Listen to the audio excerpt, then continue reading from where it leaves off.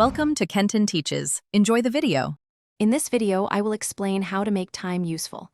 It's all about being intentional with your hours. Start by identifying your most important tasks and giving them priority. Then, set aside specific blocks of time for focused work, perhaps for 30 minutes or even an hour. Finally, reduce distractions by silencing notifications and closing unnecessary browser tabs. This foundational approach helps you reclaim your day. To truly master your time, you need a smart planning strategy.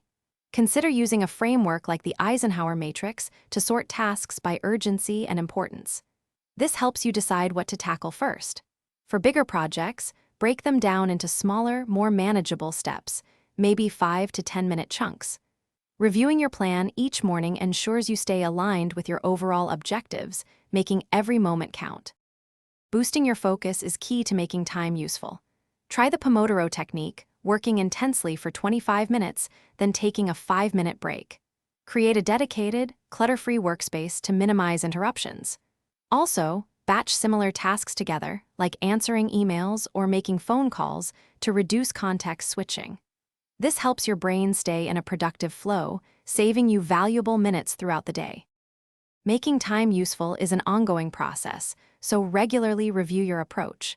Take a few minutes each week to assess what worked well and what didn't. Don't be afraid to adjust your schedule or methods based on your experiences. Remember to celebrate your small victories along the way. This keeps your motivation high and reinforces those positive habits. Continuous refinement leads to lasting productivity. Thanks for watching. Please subscribe if this video was helpful.